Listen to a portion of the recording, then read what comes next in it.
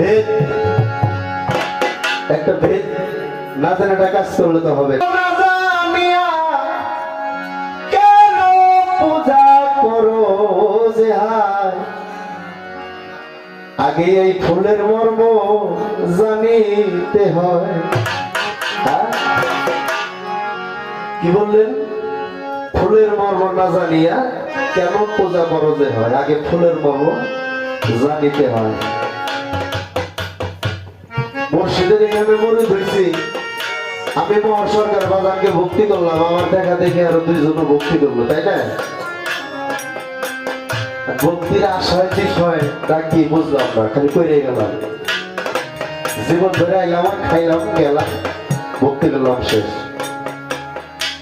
সারাংশ বোঝার দরকার আছে কিনা না দেবেন না?